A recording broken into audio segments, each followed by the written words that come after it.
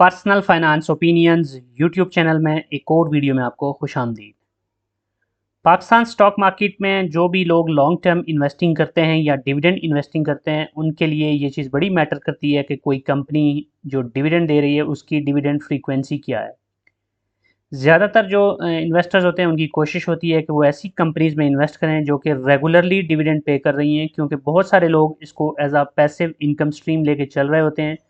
और इस सिलसिले में वही कंपनी उनके लिए प्रेफर्ड होती है जिसकी डिविडेंड हिस्ट्री जो है उसमें एक कंसिस्टेंसी नज़र आए।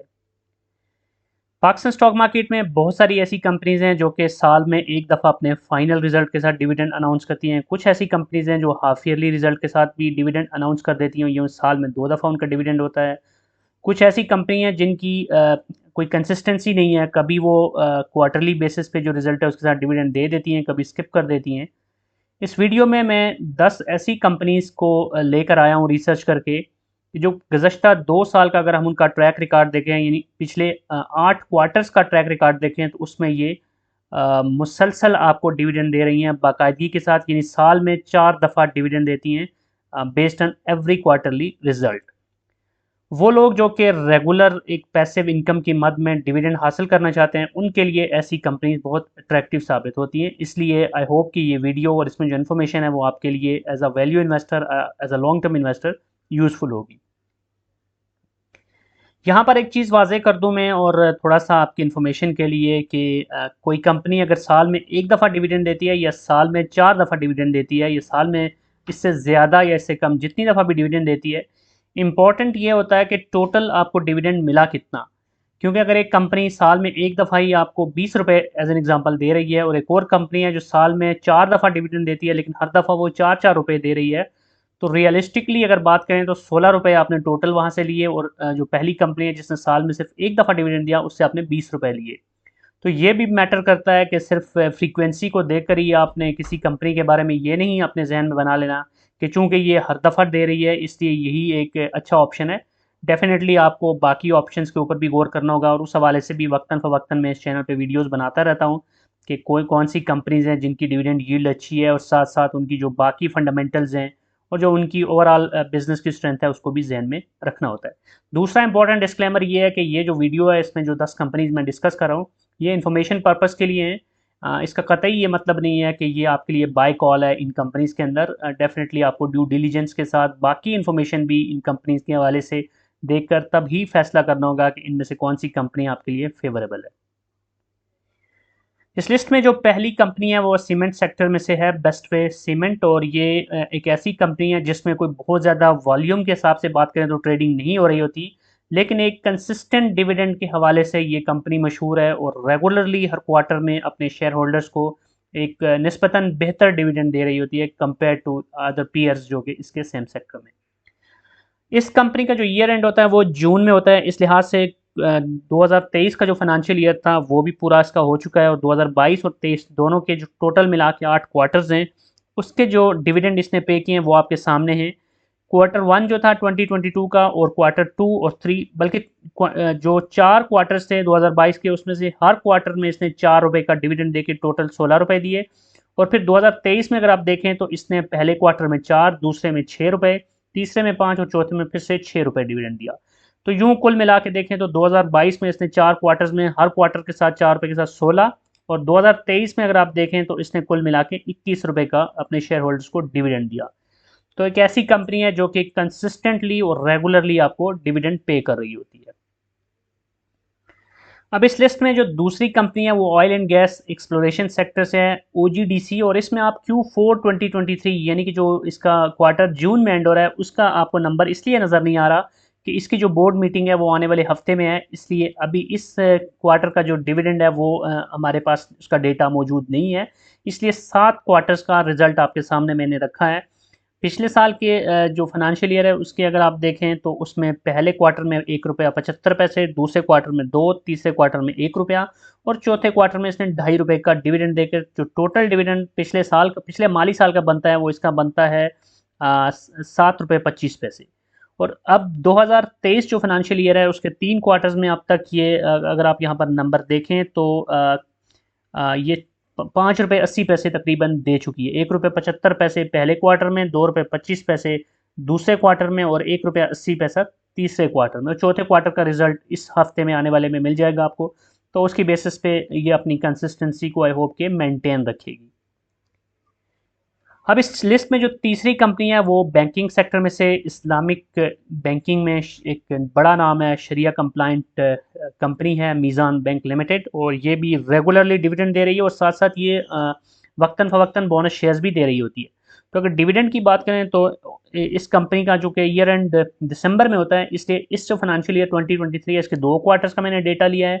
2021 के 2 क्वार्टर्स का और बीच में 2022 के 4 क्वार्टर्स, कुल मिला के 8 क्वार्टर्स अगर आप देखें पिछले, तो हर क्वार्टर में इसने डिविडेंड दिया है और इसकी डिविडेंड की अगर पे आउट देखें तो वो इंप्रूव हो रही है, बढ़ रही है, which is a very good sign.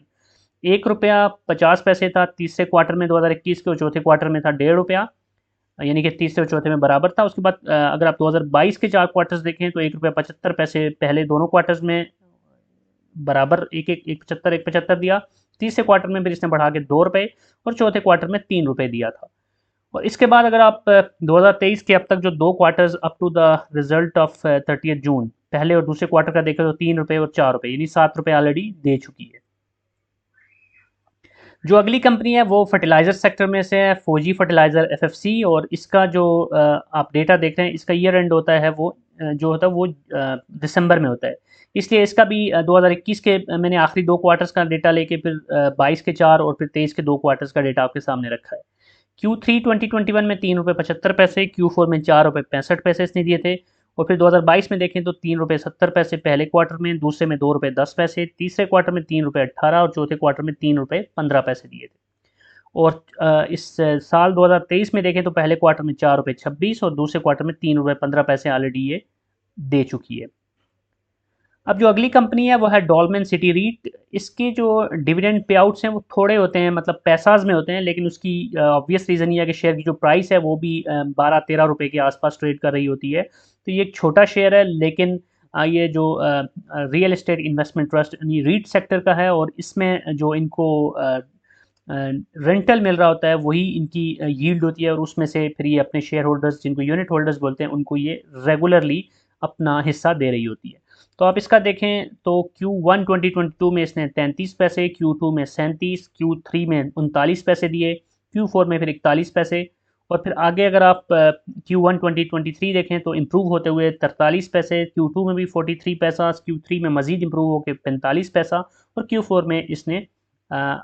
50 पैसे दिए। Q4 इसका जो था वो अभी जून में एंड हुआ है। कंसिस्टेंटली ये अपने जो डिविडेंड पे आउट है उसको इम्प्रूव कर रही है, इंक्रीज़ कर रही है, और रेगुलरली अपने यूनिट होल्डर्स या शेयर होल्डर्स को डिविडेंड दे रही है। ये एक शेयर भी ऐसा है जिसमें कोई बहुत ज़्यादा आप ट्रेडिंग नहीं कर सकते, इसकी जो शेयर की प्राइस है वो कोई ज़्यादा फ्लक्चुएट नहीं होती, लेकिन डिविडेंड की मद में आपको रेगुलरली कुछ ना कुछ मिल रहा होता है। अब जो अगली कंपनी है वो भी बैंकिंग सेक्टर में से एक मशहूर बैंक है यूबीएल, और इसका अगर आप देखें तो जो ईयर एंड होता है वो दिसंबर में होता है, इसलिए हमने 2021 के भी 2 क्वार्टर्स का डेटा यहाँ पे लिया है। Q3 2021 में ₹4, Q4 में ₹6 दिए थे। फिर 2022 में देखें तो पहले क्वार्टर में 5, दूसरे में 4, तीसरे में भी 4 और चौथे में इसने ₹9 दिए। तो कुल मिला के 2022 में आप देख सकते हैं कि तो ₹22 का इसने डिविडेंड दिया था। फिर 2023 में देखें तो Q1 और Q2 दोनों में 11-11 रुपये ये अपने शेयर होल्डर्स को डिविडेंड की मद में दे चुकी है। जो अगली कंपनी है इस लिस्ट में वो है इंडस मोटर, जो कि ऑटोमोबाइल असेंबलर सेक्टर की कंपनी है, टोयोटा की गाड़ियां असेंबल करती है। और इस कंपनी का अगर हम रिजल्ट देखें तो Q1 2022 में इसने ₹34.50, Q2 में ₹30, Q3 में ₹26 और Q4 में ₹3.25 का डिविडेंड दिया। 90+ टोटल डिविडेंड बनता है इसका 2022 का। और 2023 में आप देखें तो पहले क्वार्टर में ₹8.20, दूसरे में ₹10.20, तीसरे में ₹24.40 और चौथे में ₹29 का डिविडेंड दिया। चौथा जो क्वार्टर था वो जून एंड का था, क्योंकि इसका जो फाइनेंशियल ईयर है वो जून में एंड होता है। तो 2022 के मुकाबले में 2023 में इसका डिविडेंड कम है, लेकिन उसकी एक बड़ी वजह यह है कि 2023 में पाकिस्तान में ख़ासतौर पे ऑटोमोबाइल सेक्टर काफ़ी ज़्यादा स्ट्रेस का शिकार रहा है, जो इम्पोर्ट के ऊपर रिस्ट्रिक्शंस थी, और ओवरऑल जो रुपये और डॉलर की जो प्राइस की एक बहुत ज़्यादा आपको हाइप नज़र आ रही थी, डॉलर मुसलसल ऊपर जा रहा था, तो उसने भी बहुत ज़्यादा इम्पैक्ट किया इस सेक्टर को। और एलसीज़ की ओपनिंग के हवाले से जो मुश्किलात थी रॉ मटेरियल के इंपोर्ट के हवाले से, वो भी बहुत ज़्यादा इम्पैक्ट कर गई हैं इस बिज़नेस को। जो अगली कंपनी इस लिस्ट में है वो यूनिलीवर पाकिस्तान फूड लिमिटेड, जो कि फूड सेक्टर की एक मशहूर कंपनी है और इसका जो ईयर एंड होता है वो दिसंबर में होता है। इस लिहाज से हमने इसको 2021, 22 और 23 के कुछ क्वार्टर्स का डेटा लेकर टोटल 8 क्वार्टर्स का डेटा आपके सामने रखा है। Q3 2021 में 120 रुपये 52 पैसे, Q4 में 210 रुपये 89 पैसे का इसने डिविडेंड दिया था। उसके बाद अगर आप 2022 में देखें तो पहले क्वार्टर में 228, दूसरे में 151, तीसरे में 187 और चौथे में 245 रुपये का इसने डिविडेंड दिया। Q1 ऑफ 2023 देखें तो उसमें 287 रुपये और Q2 में इसने 72 रुपये का डिविडेंड दिया अपने शेयर होल्डर्स को। अब जो अगली कंपनी है इस लिस्ट में वो भी बैंकिंग सेक्टर में से है, HBL हबीब बैंक लिमिटेड, और इसका अगर आप देखें तो Q3 2021 में 1 रुपये 75 पैसे, Q4 में 2 रुपये 25 पैसे का डिविडेंड दिया। फिर 2022 में देखें तो पहले क्वार्टर में 2 रुपये 25 पैसे और फिर दूसरे, तीसरे और चौथे क्वार्टर में इसने हर क्वार्टर में 1.5 रुपये का डिविडेंड दिया अपने शेयर होल्डर्स को। और 2023 के 2 क्वार्टर्स का अब तक का रिजल्ट जो इसका आया है उसमें 1.5 रुपये और 2 रुपये इसने डिविडेंड दिया है। इस कंपनी का भी फाइनेंशियल ईयर दिसंबर में एंड होता है, इसलिए इस 2023 के अभी 2 क्वार्टर्स का मजीद रिजल्ट आना बाकी है। अब इस लिस्ट में जो आखिरी कंपनी है अगेन बैंकिंग सेक्टर में से मुस्लिम कमर्शियल बैंक, और इसने Q3 2021 में 4.5 रुपये, Q4 में 5 रुपये का डिविडेंड दिया था। फिर 2022 के पहले क्वार्टर में 5 रुपये, दूसरे में 4, तीसरे में फिर से 5 और चौथे में 6 रुपये का इसने डिविडेंड दिया था। और 2023 के अब तक के 2 क्वार्टर के रिजल्ट्स के मुताबिक पहले में इसने 6 रुपये और दूसरे में 7 रुपये का डिविडेंड दिया। तो आप देख सकते हैं कि 2023 में इसने पिछले सालों के मुकाबले में ज़्यादा बेहतर डिविडेंड दिए हैं, क्योंकि इस साल ओवरऑल जो बैंकिंग सेक्टर है वो काफ़ी अच्छा परफॉर्म कर रहा है। इंटरेस्ट रेट में इजाफा और साथ साथ जो करेंसी एक्सचेंज की वजह से बहुत सारे फ़ायदे उठाएँ बैंकिंग सेक्टर ने भी, तो वो भी कंट्रीब्यूट कर रहा है towards overall profitability of banking sector. तो ये थी वो 10 कंपनीज़ जिनकी पिछले 8 क्वार्टर्स की अगर हम हिस्ट्री देखें तो मुसलसल वो डिविडेंड दे रही हैं, रेगुलरली डिविडेंड दे रही हैं। और यहाँ पर ये बताना ज़रूरी है कि सिर्फ यही 10 कंपनीज़ नहीं हैं, कुछ और कंपनीज़ भी डेफिनेटली अगर आप रिसर्च करेंगे आपको मिल जाएंगी। लेकिन ये वो चीदा चीदा कंपनीज़ थी जिनको मैंने रिसर्च करके आपके सामने लाया, ताकि आपको आइडिया हो सके कि अगर तो आपका पर्पज़ ऐसे है कि हर क्वार्टरली आपको कुछ ना कुछ मिले और वो आपके किचन को चलाने के लिए या आपके निज़ाम को चलाने के लिए आपको रेगुलर पैसिव इनकम की स्ट्रीम में पैसा चाहिए होता है, तो उससे सूरत हाल में डेफिनेटली आपकी प्रेफरेंस होगी कि ऐसी कंपनीज़ को सेलेक्ट करें जो कि ईयरली या हाफ ईयरली नहीं बल्कि क्वार्टरली बेसिस पे आपको कुछ ना कुछ दे रही हैं। आई होप कि ये इन्फॉर्मेशन आपके लिए यूज़फुल होगी। कोई भी क्वेश्चन है, कोई भी फीडबैक है तो कमेंट सेक्शन में लिख सकते हैं। और अगर आपको ये वीडियो पसंद आई है तो चैनल को सब्सक्राइब करना, वीडियो को लाइक करना और बेल आइकन को प्रेस करना मत भूलिएगा। Thank you very much.